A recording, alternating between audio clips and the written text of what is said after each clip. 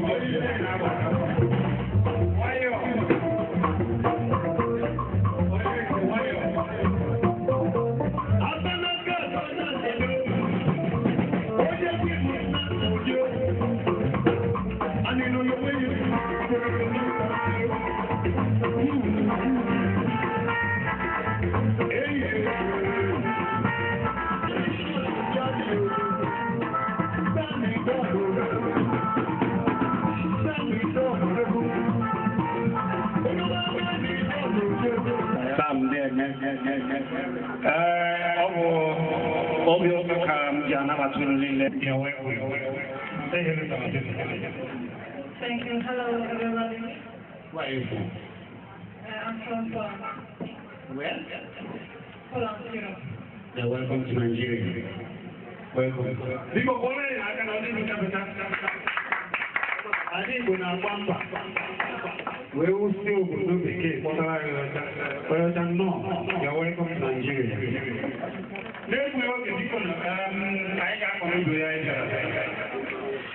ihe abụọ ndị Igbo na ndị enyi ha nzukọ nke pụrụ iche unu na-eme n'afọ a ịgwaghị nke bụ eziokwu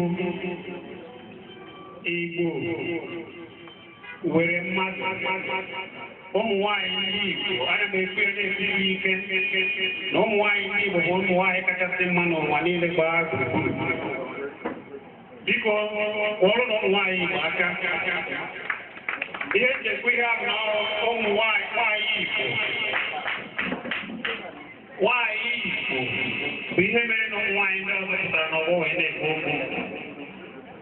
Ọ bụrụ na icheta onye dịka Ikonna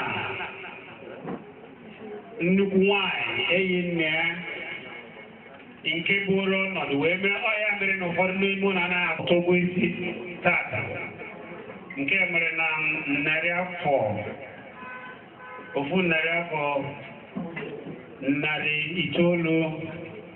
ofu puku afọ narị itoolu na iri abụọ na itoolu ụrụkpọ ya na bekee maka ndị na-anaghị asa aka nne esi ọhụ 1929 ka nwaanyị a sị na ụmụ nwaanyị ndị ọcha bịara wee chọọ ka ụmụ nwaanyị anyị na-atọ ofe isi dịka ụmụ nwoke anyị nwaanyị wee gba isi akwara sị na nke agaghị eme anyị wee na-asị na nwaanyị ahụ mere nke a na ọ pụtakwa ndụ ugbu a n'ime Ndigbo Doris Kamche mere na anyị nọ ebe a taa kpọkọrọ ndị biko kwụọrọ na Ndigbo aka na-akwụrụ na Ndigbo aka na ọ dị fecha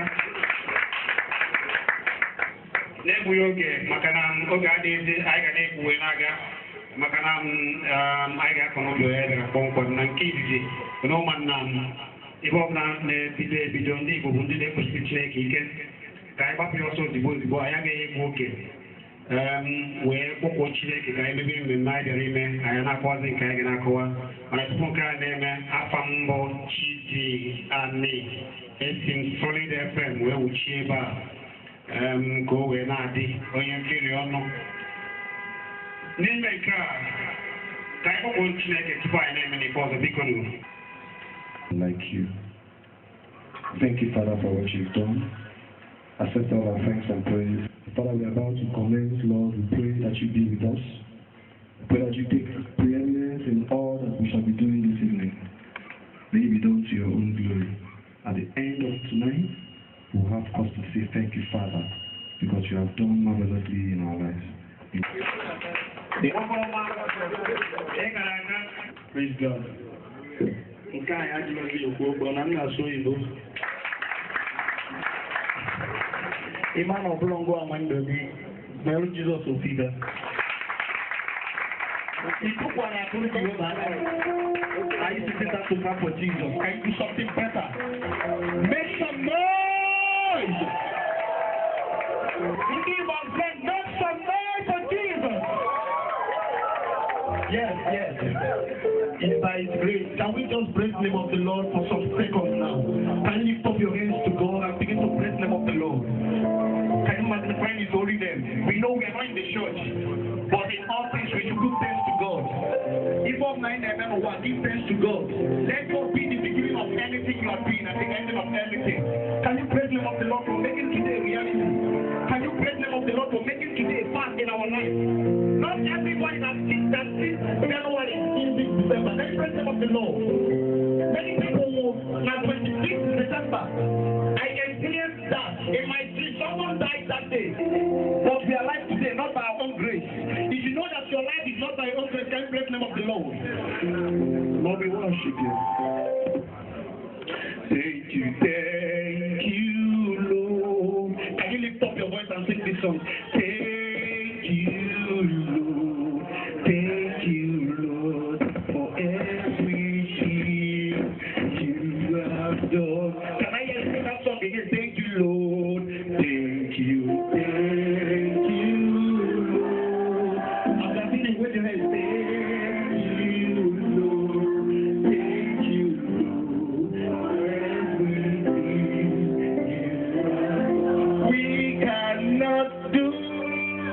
without you.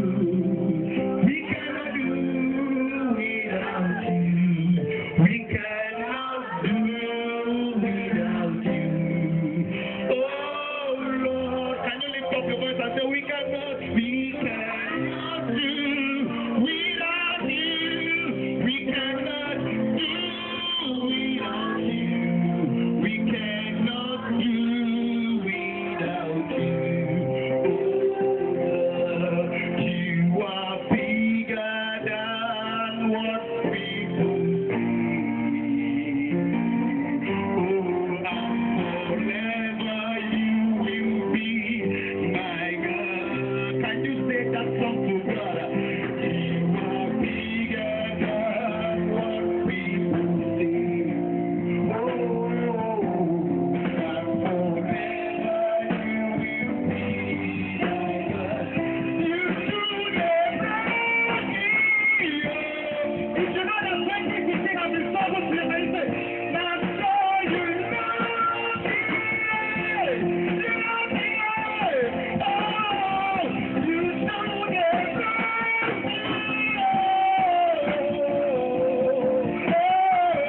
now so you love me.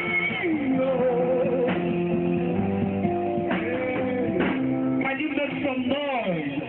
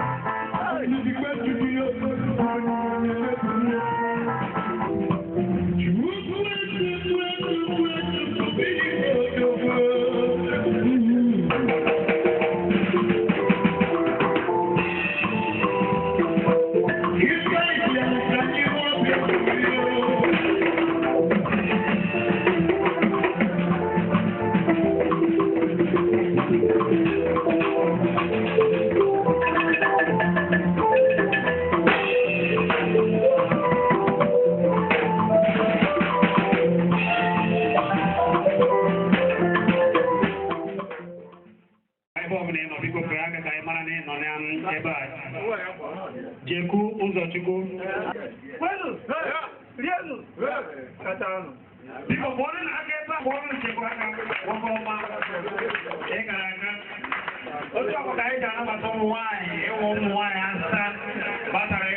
Miss Crystal, Nigeria continent.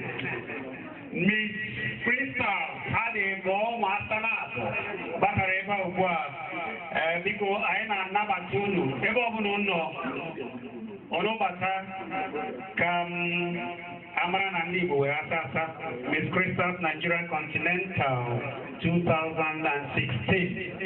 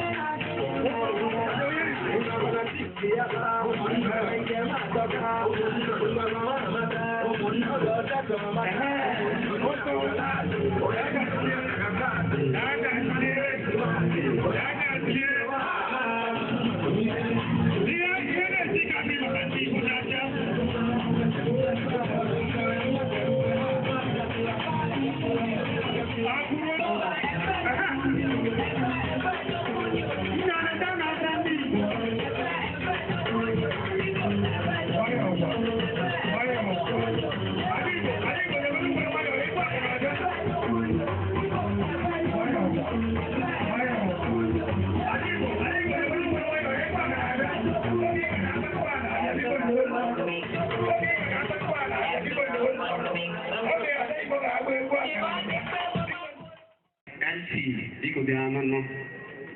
Kama kumeno kamara ne leva. Kiano nugi marani jode.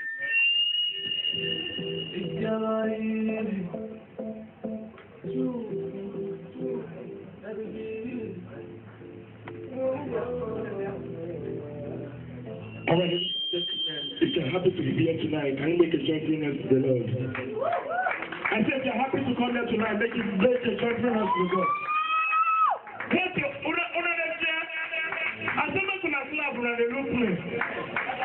me tell you, brother, it's not easy to be back in home in Africa. It's not the matter. We are now in our father's land. Now, true has been alive. I think it's your phone. Oh, why not? I think it's your phone. How are we going to travel? Not after today. I know. I think it's your phone. But I'm not going to have a see a neighbor. See a neighbor. See a neighbor. See a neighbor.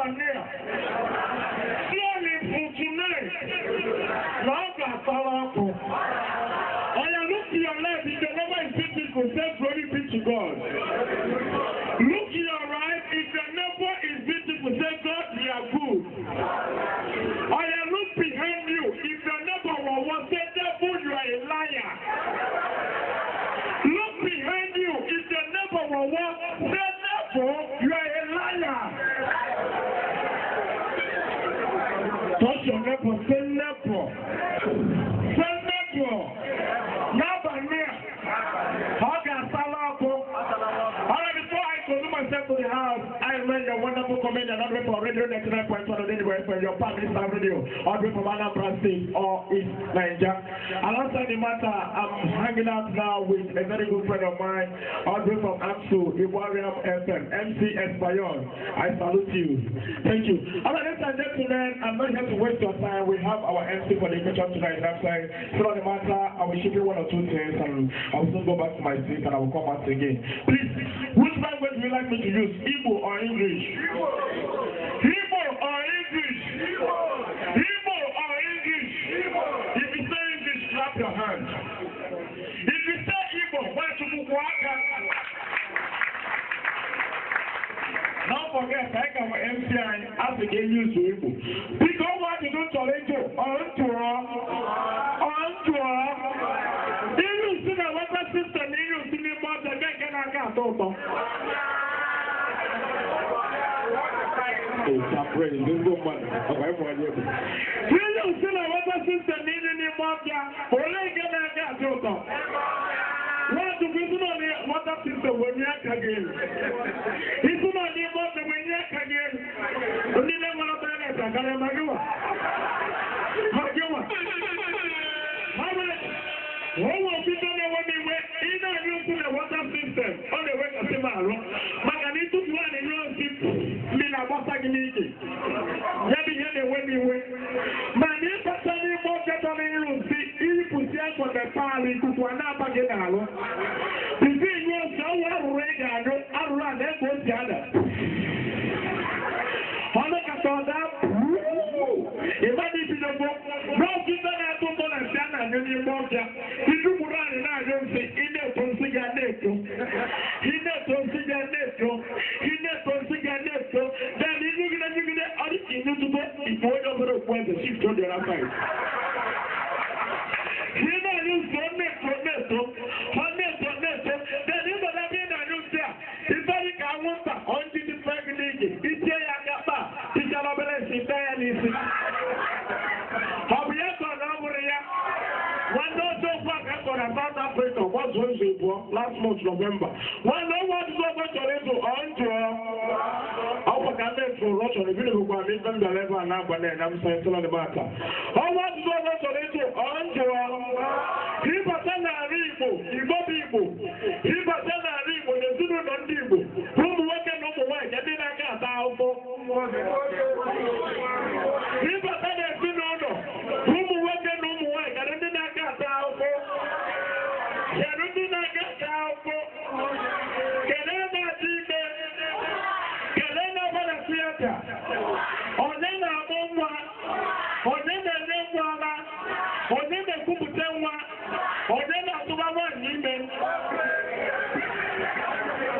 What kind of white? That's your mom work at time, but why won't you do a blue for one? All right, ladies and gentlemen, I'm not here to present. I met a wonderful comedian, not for Radio 99.1 of the from Japan, Insta Radio, Anambra State. I'm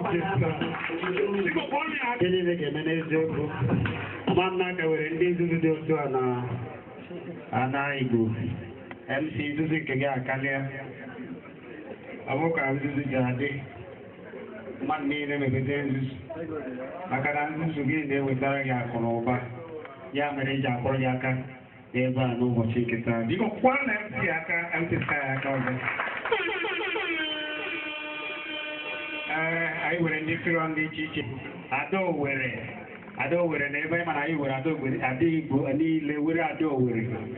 I wear a kind of doctor cheer, Brana make no. Because Coloniaka, I wear a on and the way to jail. But I name jail. I got up here to go. No man and Ndigbo and friends. None who have won the corridors the economic Facebook when about the chiche. However, Biko, Oberon, Ingarabagi, neighbor, Chaptank again, neighbor, and this thing, Rugab, neighbor, Gunubaka, where Kowa, Ofodife, Neme, Na, Ndigbo, and friends on Facebook. Maganaya Marana, in Mirikitini Moon, is neighbor, Nordi.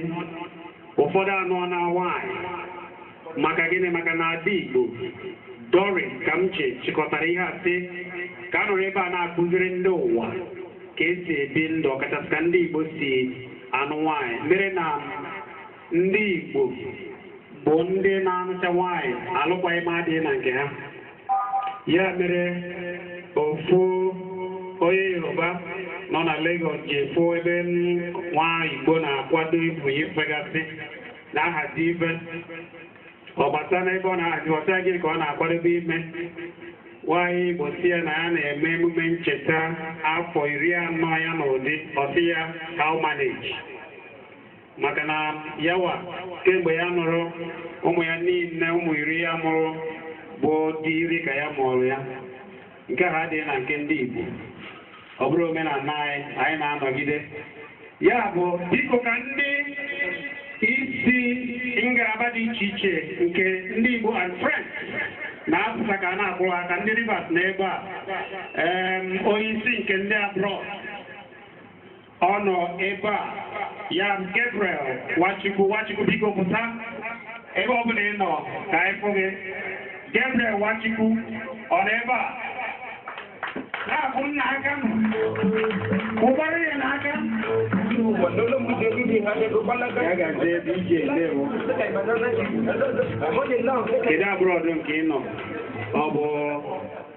Togo.